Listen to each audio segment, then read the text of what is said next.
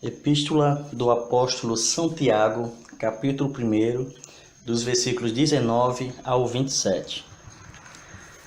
Sabei estas coisas, meus amados irmãos. Todo homem, pois, seja pronto para ouvir, tardio para falar, tardio para se irar. Porque a ira do homem não produz a justiça de Deus. Portanto, despojando-vos de toda a impureza e acúmulo de maldade, acolhei com mansidão a palavra em vós implantada, a qual é poderosa para salvar a vossa alma. Tornai-vos, pois, praticantes da palavra e não somente ouvintes, enganando-vos a vós mesmos.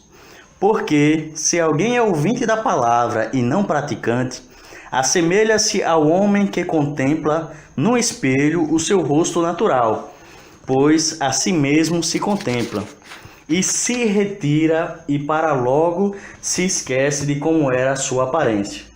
Mas aquele que considera atentamente na lei perfeita, lei da liberdade, e nela persevera, não sendo ouvinte negligente, mas operoso praticante, esse será bem-aventurado no que realizar.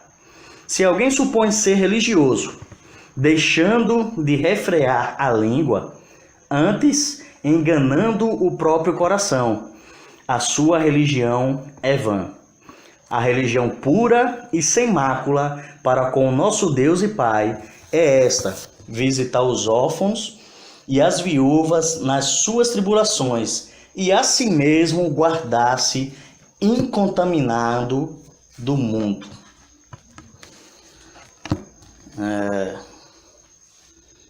Então, novamente, falando sobre a verdadeira religião, né? Dessa vez um pouco mais completo. E desse texto aqui, nós vamos tirar três, na verdade, não do texto propriamente dito, mas vamos tirar três observações para, enfim, no final, nós tratar esse texto parte por parte, né? A primeira coisa que nós devemos saber a respeito, para poder compreender melhor o que é que o apóstolo Tiago estava querendo com esse texto, é conhecer um pouco de como eram as religiões no período da antiguidade, né? Então, o apóstolo Tiago está escrevendo para a igreja, né? Ele escreve uma carta para toda a igreja, para todos os cristãos, e todos os cristãos estavam espalhados no Império Romano. E o Império Romano era um conjunto de vários países que foram dominados por uma única cidade chamada Roma. E dentro desses países tinha toda a sorte de religiões, né? E quando os romanos tomaram, eles não obrigaram todos a obedecer à religião romana. Cada um podia ter sua própria religião, né? Então, um dos primeiros povos, né, uma das primeiras civilizações da humanidade foram os egípcios. Os egípcios, eles acreditavam em vários deuses, né, onde os principais são três: Horus, Ísis e Osíris. É a tríade dos deuses egípcios, né? Eles tinham vários outros deuses, mas os três principais eram esses: Horus, Osíris e Ísis. Também tinha um deus que era considerado pelos egípcios o criador de todo o universo, que se chamava Amon-Ra, né? E a principal característica da religião egípcia é que eles acreditavam que precisavam homenagear os deuses. Então, a religião egípcia era toda voltada para homenagear os deuses. Para eles, fazendo homenagens aos deuses, já estava cumprindo a religião, já estava fazendo o que os deuses requeriam, né? Então, eles homenageavam os deuses com oferendas e sacrifícios feitos no templo, mas também eles faziam procissões, pegavam a estátua da divindade, né, daquela cidade, de uma determinada cidade. Cada cidade egípcia venerava um deus específico e todos os deuses no geral, mas um era o patrono da cidade, né? Então cada cidade tinha seu deus específico. Então eles faziam procissões, que era pegava a estátua dessa divindade, a imagem dela, e passeava por todas as ruas da cidade, né? E depois com cânticos, com hinos, com bastante festa, bastante pompa, e depois voltava a colocar a imagem no templo, muito parecido com a religião que a gente conhece muito bem hoje, né?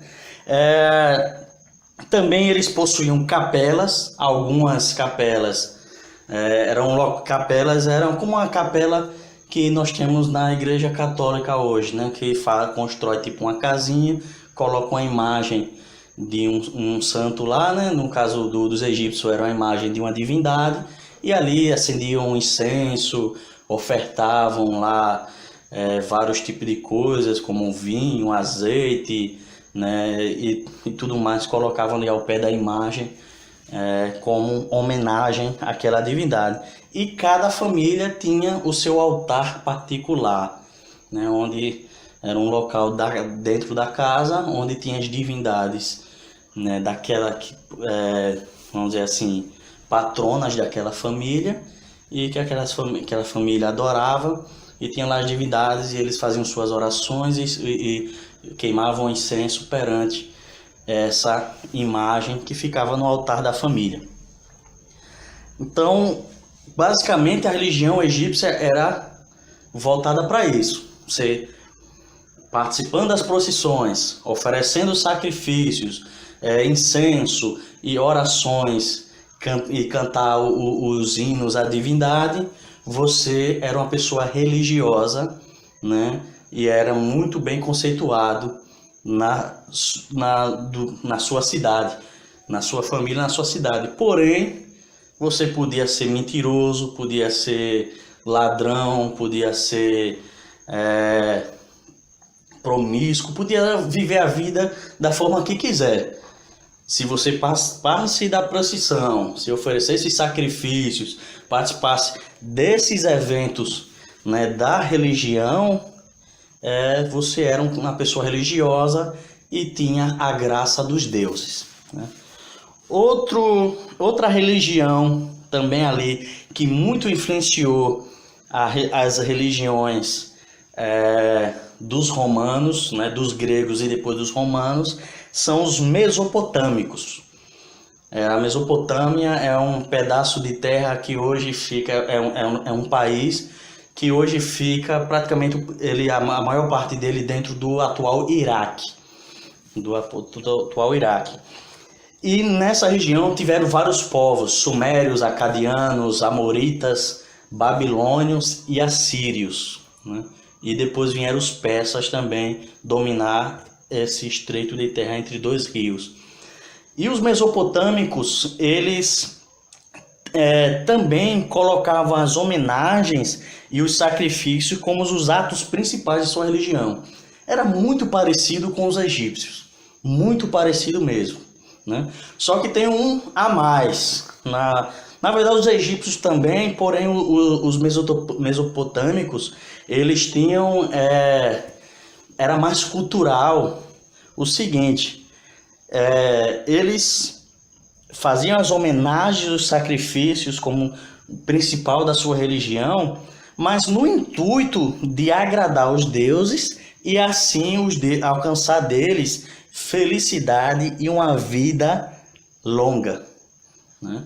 Então, pouco importa o que você faz da sua vida, o importante é você participar das homenagens, dos sacrifícios, os rituais feitos aos deuses lá específicos da Mesopotâmica. Também eles tinham cada cidade o seu deus patrono, e o que eu quero é ser feliz e ter uma vida bastante longa, viver mais de 100, 120 anos. Então, para isso, eu só preciso oferecer os sacrifícios e fazer as homenagens devidas às divindades, né? Depois vieram os gregos e romanos, né? Que aí é onde está inserida a igreja do período aqui do apóstolo São Tiago. Então, gregos e romanos também eram obrigados a cumprir, não eram obrigados, na verdade, a cumprir nenhum preceito moral. A religião grega e a religião romana, elas não obrigavam os seus fiéis a seguirem nenhum código de conduta. Eles, assim como os egípcios e os mesopotâmicos, só precisavam fazer as homenagens e participar das festas dedicadas às divindades, participar das procissões e tudo mais. Era muito parecida, essas religiões eram tudo, porque uma influenciava a outra, então todas tinham esse padrão, tinham várias divindades e homenageavam essas divindades através de sacrifícios, de procissões, de festas, né? E tinha as capelas em alguns locais da cidade, como praças, e tinha os altares particulares em cada residência. E tanto os egípcios como mesopotâmios, como gregos e romanos, não tinham nenhum código de conduta, não existia nenhuma exigência moral para que seus fiéis praticassem. A única coisa que importava era participar desses rituais, dessas procissões, desses cultos, desses sacrifícios.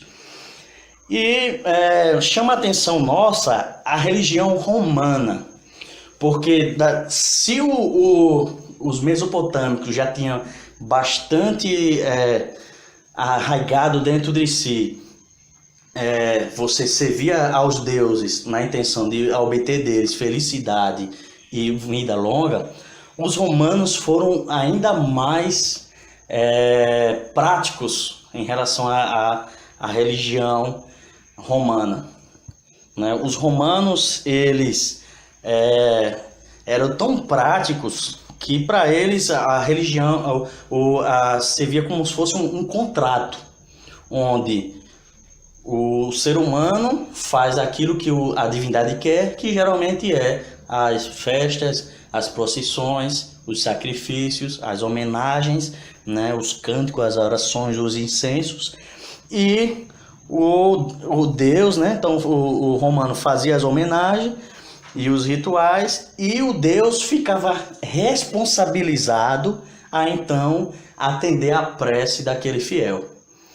Então os romanos queriam, por exemplo, ele era um fazendeiro e queria que a plantação dele desse tudo certo e ele tivesse uma das melhores colheitas da vida dele. Então ele ia até o templo, geralmente, de Deméter, que era a deusa da agricultura, fazia seus rituais, fazia seus sacrifícios, fazia uma prece, uma oração, né? E interessante que tanto gregos como romanos, a oração não era espontânea, existia escrito lá, você tinha que decorar e falar do mesmo jeito que estava escrito e até mesmo como o mesmo ritmo. Era como a oração era quase um canto, né? E aí eles tinham que faziam essa prece, faziam um pedido, eu quero uma colheita fantástica, e pronto, você fez a sua parte, agora a divindade ficava obrigada a fazer a dela, que era dar a boa colheita, né? Então esse era o cenário onde a igreja cristã do período aqui do apóstolo Tiago estava inserida.